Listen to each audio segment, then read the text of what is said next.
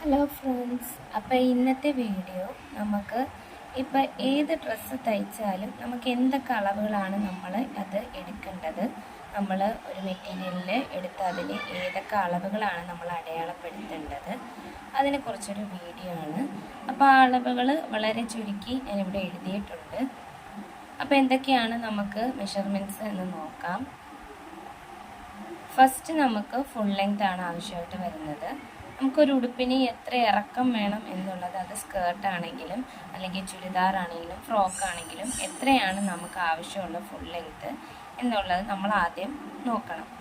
അപ്പോൾ അതിപ്പോൾ ഇവിടെ എടുത്തിരിക്കുന്ന 39 ആണെങ്കിൽ ആ ഫുൾ ലെങ്ത്തിൻ്റെ കൂടെ നമ്മൾ സീം എലമെൻറ്റ്സും കൂടെ കൂട്ടി 41 ആണ് നമുക്ക് കിട്ടുക. അതായത് നമ്മൾ തയ്യൽ തുമ്പ് നമുക്കിപ്പോൾ ഒരു 39 വരെയുള്ള ഇറക്കം വേണമെങ്കിൽ ആ 39 കറക്റ്റ് കിട്ടണമെങ്കിൽ നമ്മൾ 1.5 അല്ലെങ്കിൽ 2 സീം എലമെൻറ്റ്സ് കൂട്ടി, അപ്പം നമ്മൾ അകത്ത് മടക്കി തയ്ക്കുമ്പോൾ സീം എലമെൻറ്റ്സ് അങ്ങ് പോകും. അങ്ങനെ കറക്റ്റ് നമുക്ക് 39 ഇറക്കമായിട്ട് കിട്ടും.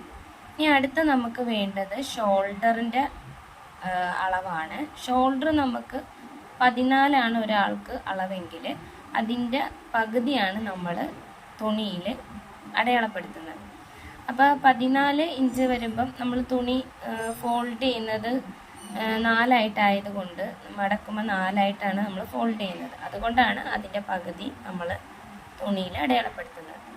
അടുത്ത നമുക്ക് എത്രയാണ് കഴുത്തകലം വേണ്ടതെന്നാണ്. അപ്പോൾ കഴുത്തകലം ഒരാൾക്ക് നമുക്ക് കിട്ടാൻ വേണ്ടിയിട്ട് കറക്റ്റ് മനസ്സിലാക്കാൻ നമുക്ക് ചെസ്റ്റ് റൗണ്ട് എത്രയാണെന്ന് നോക്കണം.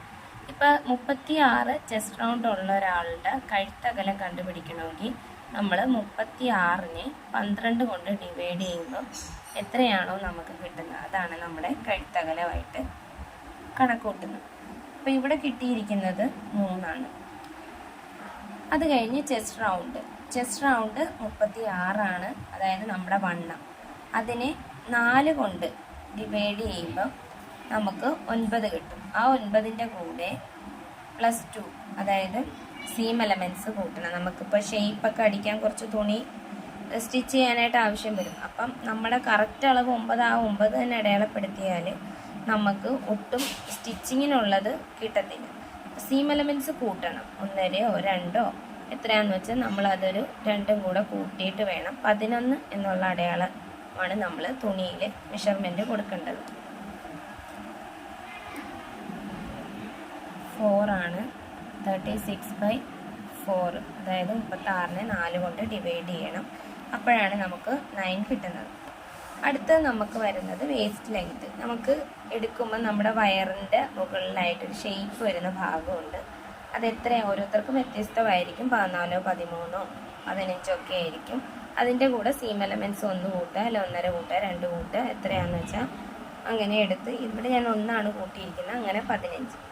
അതിൽ ആ 14 വന്ന പോർഷനിൽ തന്നെയുള്ള റൗണ്ട് വേസ്റ്റ് റൗണ്ടാണ് 35. ആ 35നെ നമ്മൾ 4 കൊണ്ട് ഡിവൈഡ് ചെയ്യുമ്പം നമുക്ക് 8.7 കിട്ടും. അതുപോലെ തന്നെ നമുക്ക് അടുത്തത് നമുക്ക് സ്ലീവാണ്. കൈയുടെ ലെങ്താണ്. കൈ എത്ര ഇറക്കം ആണ് വേണ്ടതെന്നുള്ളതാണ്.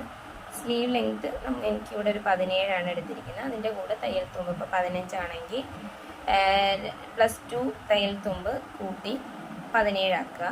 അടുത്ത സ്ലീവ് റൗണ്ട്, ആ 17 കിട്ടിയ അവിടെ നിന്ന് തന്നെ നമ്മൾ റൗണ്ട് ചെയ്യുമ്പോൾ എത്രയാണോ അതിൻ്റെ പകുതി 10 ആണെന്നുണ്ടെങ്കിൽ അതിൻ്റെ 5 എടുക്കുക. ആ 5ൻ്റെ കൂടെ സീം എലമെൻറ്റ്സ് 2 കൂട്ടി 7 ആയിട്ട് തുണിയിൽ അടയാളപ്പെടുത്തണം. അപ്പോൾ ഇത്രയും മെഷർമെൻറ്റ്സ് ആണ് നമുക്കൊരു ഏതൊരു ഡ്രസ്സ്, അത് കുട്ടികൾക്കാണെങ്കിലും മുതിർന്നവർക്കാണെങ്കിലും തയ്ക്കുമ്പോൾ നമുക്ക് ആവശ്യമായിട്ട് വരുന്നത്. അപ്പോൾ ഇതാണ് ഇന്നത്തെ വീഡിയോ. എല്ലാവർക്കും ഇഷ്ടപ്പെടുമെന്ന് വിചാരിക്കുന്നു.